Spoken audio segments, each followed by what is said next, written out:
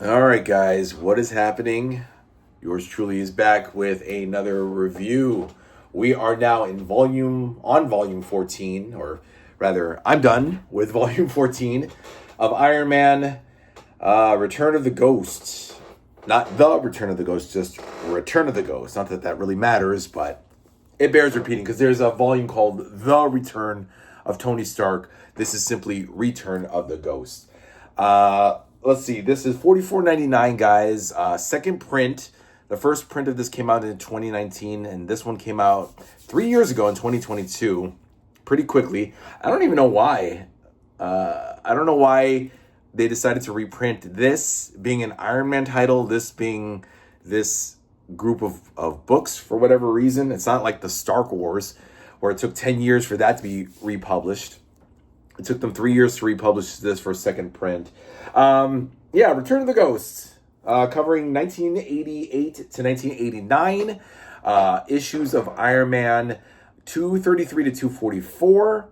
And then, we have Iron Man Crash, which I got to talk about because my brain nearly crashed when I read it. Iron Man Crash, Iron Man 233 to 244, Marvel Fanfare 23 and 22 and 23, and number 44, also of Marvel Fanfare. Is that it? Yeah. 480 pages, and I finished it within a day. Started it yesterday. I took Sunday off, started this yesterday, and finished it today. So that, you guys, right there. This is the cover from issue 244, which turned out to be a giant-sized issue. And this is from issue 244. Iron Man teaming up with the Amazing Spider-Man, which was actually pretty cool. We get the return of Grey Gargoyle, the return of Ghost, Justin Hammer returns, Iron Man and Rhodey, like regular Rhodey, not Rhodey in the War Machine outfit or armor. They team up with Boomerang. Boomerang now has replaced Beetle in Justin Hammer's little 3-member B Club, because there's Blizzard, Blacklash, formerly Beetle, now it's Boomerang has taken over. And they now work for Justin Hammer to team up with Iron Man to get rid of the Ghost. The Ghost apparently... So Tony is looking to buy another business over in Italy called, Elettronica Fabrizi. Turns out Justin Hammer owns the company, and he tries to get Stark to get rid of Ghost because Ghost is fucking up the company. So in a way, he's trying to kill Justin Hammer's trying to kill two birds with one stone. Get rid of Iron Man, get rid of the Ghost. And then he has like his guys, his B Club, fight with Iron Man and Rhodey to get rid of Ghost, and then turn on Iron Man. And of course, things just go horribly wrong. But of course, as we know, Iron Man wins. Grey Gargoyle shows up. He's Paul St. Pierre, a sculptor who's turning all these women into statues, and then it takes his Tony's PR chick, Marcy Pearson, a black chick who's in a romantic relationship with Rhodey.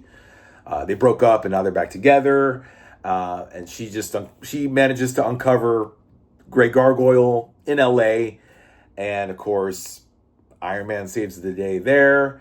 Spider-Man, what did Spider-Man do? I forgot. Hold on. I will say the first issue, not the first issue. 233 introduces Kathleen Kathy Dare, who, for those of you who don't know, is a psycho chick, very hot, rich girl, an heiress apparently, who develops this obsessive infatuation with Tony, even though he's dating Bree Daniels and Ray Lacoste. Kathy Dare shows up and insinuates herself. Is that the right word? Insinuate? Or she just puts herself like an obsessed, petulant child. And by issue 243, she shoots Tony and paralyzes him. This is the issue, by the way, yes, where Tony gets paralyzed. He gets shot, is now paralyzed, and that's the end. 244, like I said, is a giant-sized issue where he just reminisces about a past love, a woman named Joanna that he wanted to marry right when he got injured with his heart, I guess, during the Vietnam War, and he created the first Iron Man armor. And then he decided, I'm going to break up with her because I don't want her to feel like she owes me. And, like, woe is me. And this is how Tony felt in the beginning. And so he remembers when he hooked up with her again. It's a flashback within a flashback. And then she, of course, marries some other guy.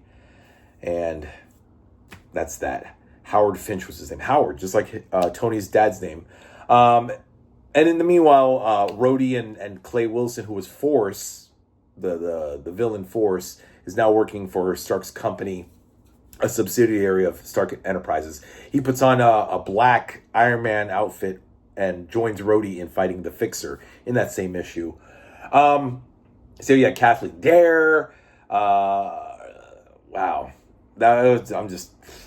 She's a cuckoo. She's basically like Harley Quinn from DC, if you guys want me to put that in perspective. If you guys don't know the story, just check it out. I'm sure it's still in your comic book store, guys, volume 14.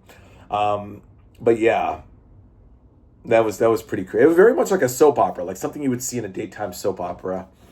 And then, of course, Tony's rushed to the hospital, and they don't know he's going to die or live. But, of course, he lives, and he's paralyzed. I want to talk about Iron Man Crash. Iron Man Crash is the first, not interactive, but it's the first cybernetic, computer-generated comic book. And what do I mean by that? They literally used computer graphics to draw. Again, I know I'm using air quotes and it's annoying, but to quote-unquote draw images for a comic book.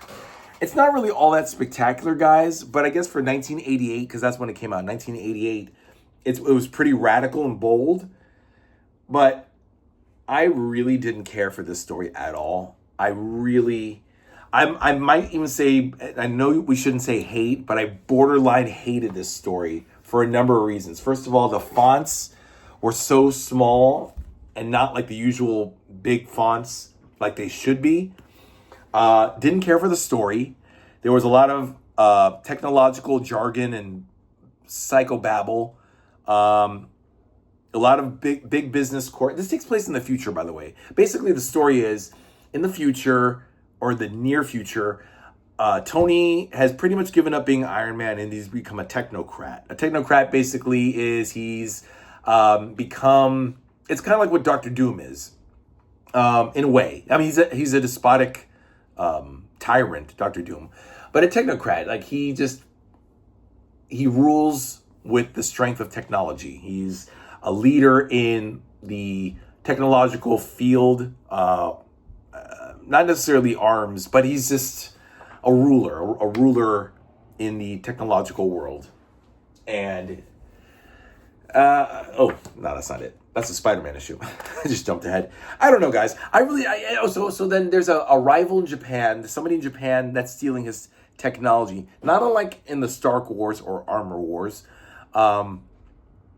But, somebody's just doing something fishy and flaky. So he's got to go over to Japan and figure it out. And of course he does. And then that's it. But I thought the story was very muddled. I thought the artwork was very unimpressive for a computer generated.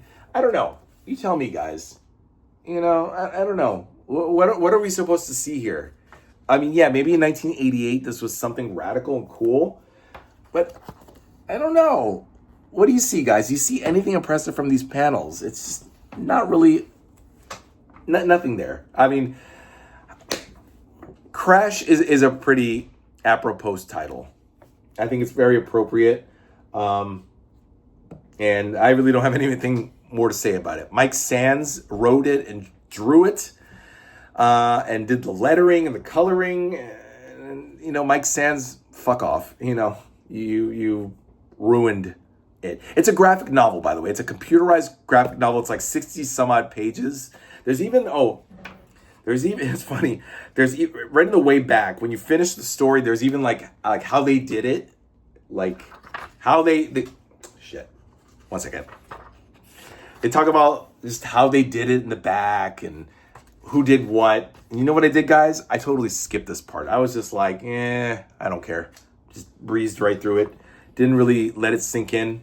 And I just moved on to 233, which introduces Kathy Dare, Tony Stark moving on with his life. You know, the new, brand new, more improved red and gold Iron Man armor. At one point, he goes to an expo, and Peter's there, Peter Parker. And then Tony has to save Spider-Man. Yeah, this is the first appearance of Kathy Dare. He meets her at a charity polo event, and at first Tony's like, "Yeah, you're a cute kid. Let's fuck," you know. And then she becomes upset. It's like Fatal Attraction. Actually, I'm pretty sure David Michelinie, who wrote this, got inspired by Fatal Attraction, which came out a couple years. This takes place 88, 89. So yeah, and Fatal Attraction came out in 1987.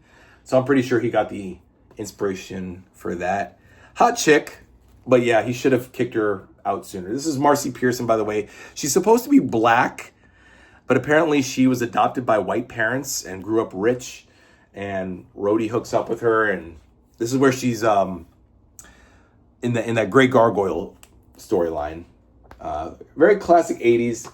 Cannot stand, I hate the way they draw Tony, his hair, his mustache, just ugh. He just looks like 80s porno.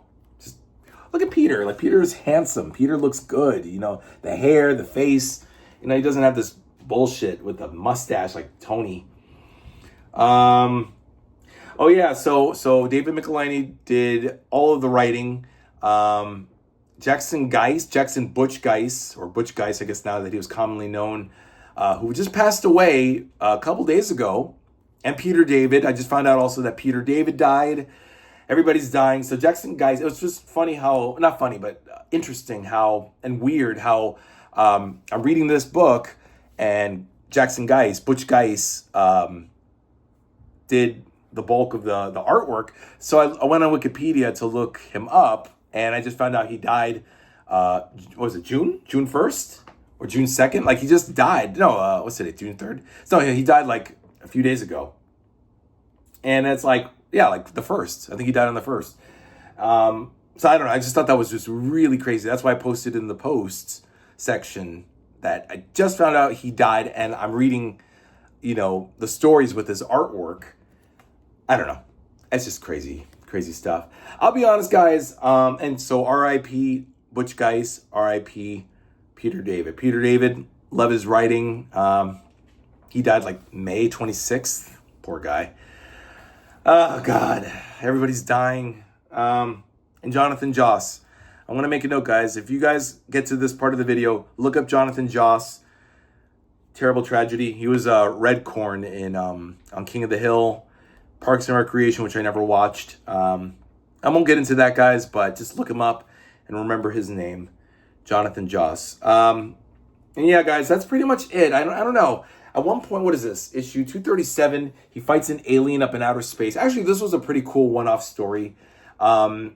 There was an experiment up in outer space that these scientists created.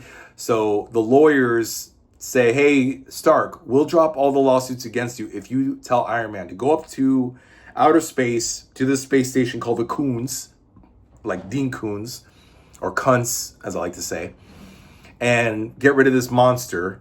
The monster goes to Stark's space station. I don't know if you guys remember in issue 215,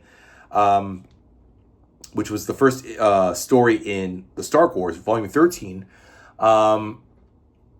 AIM unleashed this basilisk virus. So the monster in this story goes to the space station. Now Tony has to deal with the virus and this monster. And it turns out this monster is a sentient creature that had a mission to kill these people. Oh my God, this ending. This is issue 237, guys. If you get a chance, you got to read this story. It was just fucking weird. Well, what did he say? Hold on. Where are my glasses? Where am I? I'm going to put on these ugly glasses. He's like, why? Okay, so the monster's like, why? Like, why are you killing me? And he's like, what? It talks. Tony's saying it talks. Why what? Why you kill me? And then Tony's like, you killed those scientists, destroyed their lab, tried to kill me. And then the guy's like, the alien's like, was my job. Like, what? What the fuck? Tony's all fucked up with his face here. I don't know. There's a reason. There's a real moment there that is pretty crazy. I don't know, guys. Just read the fucking book, okay? Take my word for it. 238, he fights the Rhino. The Rhino breaks the Blizzard out of, or just Blizzard. He's not the Blizzard. Donnie Gill breaks him out of jail because Justin Hammer wants him back. Then, of course, that leads to the Fabrizi, Electronica Fabrizi storyline with the Ghost and Justin Hammer. More Tony with his horrible hair and mustache. That's pretty much it, guys. Kathy Dare. Tony hires a new lawyer named Felix Alvarez. They don't even know how to spell Alvarez. At one point, they spell Alvarez with an E, Alvarez, and then with an I, Alvarez, and then finally with an A, like it's supposed to be. Rhodey looks corny, as always, with his, instead of an afro, now he has like a flat top, I don't know, Jerry curl. Oh, God, the 80s, so fucking corny. Yo, yeah. The Ghost slapped on this thing on his thing, so now Tony's intangible. It's fucking crazy, yeah. The cliffhanger at the end of 239, the Ghost makes Tony intangible. So now he can't eat, he can't drink, he's gonna die. And it's like, oh my God. And then 240, Iron Man and Rhodey team up with Boomerang, Blizzard, and Blacklash. I don't like that name, Blacklash. Blacklash, why not Backlash? Backlash is a real name. Whiplash, Backlash. Why Blacklash? I don't know. White Lash, you know. All right, guys, I don't know. It's 80s Stark. It's not like the Stark Wars or the Armor Wars, interchangeably called. But some good stuff. I mean, the fact that Tony gets shot and paralyzed, that's pretty pivotal.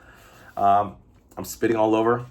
And then the Marvel fanfare stories, they're okay. 22 and 23 have him fighting Dr. Octopus.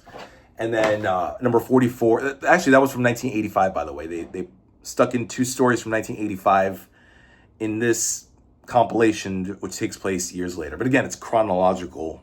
Stories are chronologically put in. And then 44 is him fighting Dr. Doom, which I assume is why volume 15 is called Doom. So this is the next book, guys. A nice little segue there. You see what I did there? So volume 15, I don't know if it has anything to do with Marvel Fanfare number 44, but yeah, for whatever reason, Dr. Doom is going to be a pain in Iron Man's ass. Tony apparently found a way to walk and move around in Iron Man's suit, but as Tony Stark, he's crippled. So, and he still has that horrible hairstyle. Ooh, look at this. And Grey Hulk in the back. Ooh, I just saw this. This covers 89 to 90. Iron Man 245 to 257. Annuals 10 and 11. And what else do we have? I'm so blind here. Where are my glasses? Material from Captain America Annual number 9. Yeah, guys, I'm magooing this thing here, okay? Captain America Annual number 9 is the materials from Annuals 10 and 11 of Iron Man and 245 to 257 of Iron Man. This is the next book, guys. Volume 15, Doom. 15, guys. All right, so hopefully you guys got your copy. There are my glasses. Here they are. Leave your comments down below, guys. I'm not going to put them on. Leave your comments down below, guys. Like, subscribe, or don't. Whatever, guys. I read these epics, so you don't have to. Thank you guys also for a lot of your questions. I hope you guys also like that I, put the my reviews by the titles. I also realized that I'm missing a lot of reviews of titles. I started late with doing this. Like, I think I only have like 169 or 70. This will be like 170 out of all my epics here out of 336.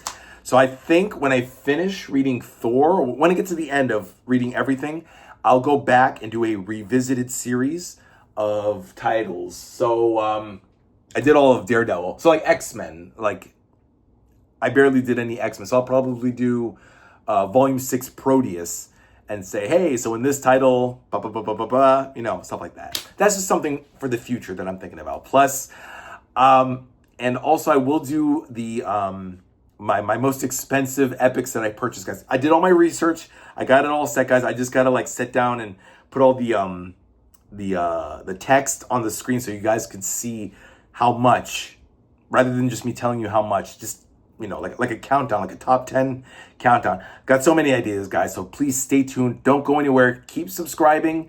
If you unsubscribe, I'll understand. No hard feelings, but keep watching, guys. Keep reading your epics, and I'll see you next time. Bye.